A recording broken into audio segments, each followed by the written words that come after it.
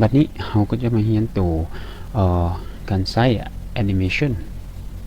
animation ตัวนี้ก็คือตัวคล้ายๆ transition แต่ว่าanimation ตัวนี้จะเป็นการเคลื่อนไหวของ object ต่างๆหรือว่าตัวหนังสือหรือว่ารูปภาพในสไลด์เขาให้มีเอฟเฟกต์ซะตัว transition เมื่อกี้เป็นการปรับสไลด์เนาะแต่ว่า animation ตัวนี้เป็นการปรับรูปภาพโมปรับตัวหนังสือโมหรือว่าข้อมูลต่างๆในสไลด์เขาเนาะยกตัวอย่างว่าข้าพเจ้าไปสไลด์ตัวที่1เนาะแล้วเห็นมันจะมีเอฟเฟกต์หลายอย่างอยู่นี่เนาะ animation นี่แหละสมมติว่าข้าพเจ้าอยากให้วงกลมตัวนี้มีเอฟเฟกต์เนาะก็คือเขาอยากให้มันมีหลายแบบเนาะเลือกได้เนาะมันจะมีอยู่3อย่างหลักๆก็คือ entrance ก็คือเอฟเฟกต์ที่ว่ามันจะเข้ามาเนาะเวลาวงกลมตัวเมื่อกี้เนี่ยนะมันจะใส่ว่าเข้ามาแบบ fly in บ่ flock in บ่ split บ่แบบใดเนาะสมมุติครับเจ้าลองเลือกเป็น fly in เนาะก็คือบินขึ้นมามันจะใส่เอฟเฟกต์บินเข้ามาเนาะหรือ how มักเอฟเฟกต์ emphasis ก็คือเอฟเฟกต์มันเริ่มปรากฏขึ้นมาเลยนะหรือว่าเน้นอันไหนนึงให้มันมีเด่นซะ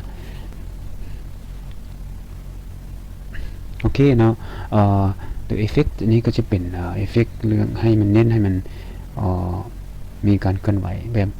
เด่นนะเด่นชัดนะเอฟเฟกต์ตัวยุลุ่มคือตัวที่3เนาะก็คือแบบ XX ก็คือแบบหรือไผอยากเพิ่มเติมได้ก็คือมียุลุ่มพิกมี more entrance effect ก็คือเขาอยากได้หลายกว่าพวกนี้คือพวกนี้มันโชว์อยู่ประมาณ10ไปอันเนาะเราสามารถเอาออกมาได้หลายกว่านี้ก็คือนี่มันจะมีแบบไหนมีแบบ basic บอกมีแบบ substitute expand มีอย่างต่อมีอย่างนะไปเรียนรู้เพิ่มเติมได้เนาะสามารถไปเลือกแล้วก็แอดเข้าไปเมื่อแบบค่อยมักเอฟเฟกต์แบบนี้แบบนั้นนะก็สามารถแอดเข้ามาได้เนาะตัวอย่างไปอันที่2ก็จะมีหลายแบบเนาะด้วยกันโอเคซีเว้าอันอีกตัวนึงก็คือตัวทางข้างนี่เนาะข้างๆนี่จะเป็นแบบ on click คือเอฟเฟกต์จะเกิดขึ้นก็ต่อเมื่อเราคลิกบ่หรือว่า with previous หรือว่า after previous ถ้าเราเลือก with previous แปลว่าเรา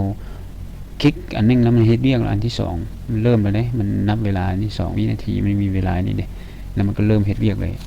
ถ้าเราเลือกว่านำก้นอันที่1เด้อจังซี่นะตัวอย่างว่าอันนี้อันที่1เนาะเห็นว่ามันจะมีนัมเบอร์อยู่นี่1อันนี้ก็อันที่1อันที่2อันที่3สิเพราะว่าอันนี้มันเฮ็ดพร้อมกันมันก็เลยเป็นเบอร์1เนาะสมมุติว่า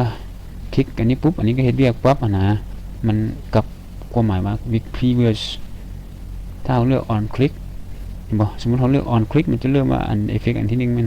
นัมเบอร์1อยู่นี่เด้อนัมเบอร์2นัมเบอร์3นัมเบอร์4เนาะก็คือเราต้องได้ใช้เมาส์คลิกมันจึงเฮ็ดเรียกเนาะถ้าเราใช้เลือก with previous กับ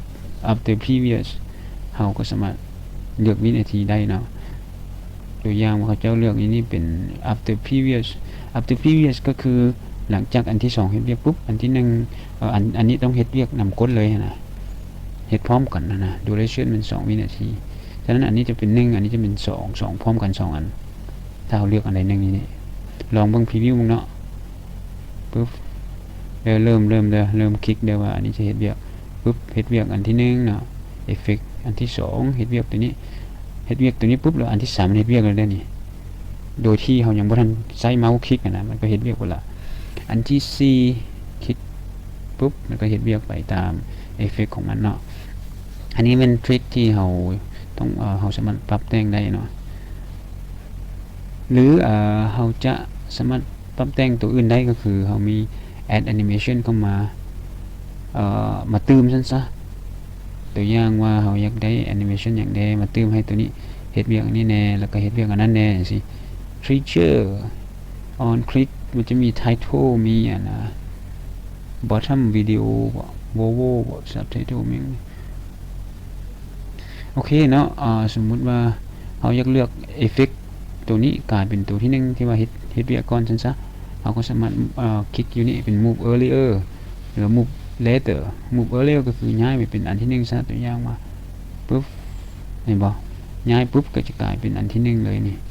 กินเป็น number 1เลยว่าต้องเริ่มก่อนเด้อนี่อันเพราะว่าตัวนี้มัน with previous ก็คือกับ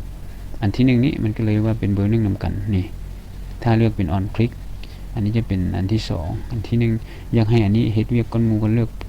move to earlier ปุ๊บจะกลายเป็นอันที่1อันนี้จะกลายเป็นอันที่2ทันทีเนาะอันนี้มันเป็นวิธีเขาเลือก effect รูปแบบอีกตัวนึงก็คือanimation painter animation painter นี่คือเขาอยากให้อีก effect นึงนะ apply หรือว่าตัวให้มันคือกันนะตัวอย่างว่าเขาเจ้ายังให้เอฟเฟกต์ของไม้ดาวนี่ให้ไปเป็นเอฟเฟกต์ของตัวนี้เนาะเพราะว่าตัวนี้มันเอฟเฟกต์ของมันก็คือเขายกเบิ้งเอฟเฟกต์ของมันก็คือมันจะโชว์ออกมาเนาะเขาอยากให้มันโชว์คืออันที่1ที่เขาไม่ได้ติ๊กกันที่1แล้วกับ animation painter เนาะดาไปติ๊กใส่ตัวนี้ก็จะได้เอฟเฟกต์ตัวนี้ไปเลยเนาะเป็นเอฟเฟกต์ของอัน number ตัวไม้ดาวนี่ให้มันเห็นเรียงแบบนี้เนาะนั่นก็จะเป็นทั้งหมดของแอนิเมชันที่เราเรียนมาเนาะแล้วเราจะไปปรับปรุงต่างๆเติมใส่รูปภาพของเราแล้วก็เอฟเฟกต์ในการเฮ็ดเวียกของเราให้มีประสิทธิภาพหรือว่างามขึ้นกว่าเก่าในเวลาพรีเซนต์นะมันจะมีเอฟเฟกต์พวกนี้มาเกี่ยวซึ่งจะช่วยให้ท่านเฮ็ดเวียกเกี่ยวกับเรื่องการเรียนบ่เรื่องพรีเซนต์อยู่หน้างานบ่มีหยังจะมีเอฟเฟกต์รูปแบบต่างๆเข้ามาไปเรียนรู้ได้เนาะต้องได้ศึกษาแล้วเพิ่มเติมแล้วก็เฮ็ดไปนำเฮ็ดไปเฮ็ดมาลองผิดลองถูกมันจึงได้เลยล่ะข้าพเจ้ามีแต่สอนก็คือช่องทางให้ฮู้ซื่อๆว่าเฮ็ดแบบนี้แบบนั้นเนาะแต่ว่าที่เฮ็ดตัวจริงได้นะท่านต้องไปเฮ็ดเองแล้วก็ต้องไปเรียนรู้เพิ่มเติมโดยตนเองเนาะแล้วมันจึงสามารถเฮ็ดได้มันเป็นมืออาชีพได้ฉะนั้นแหละแอนิเมชันเราเรียนตัวนี้ต่อไปจะเรียนเกี่ยวกับเครื่องมือตัวนี้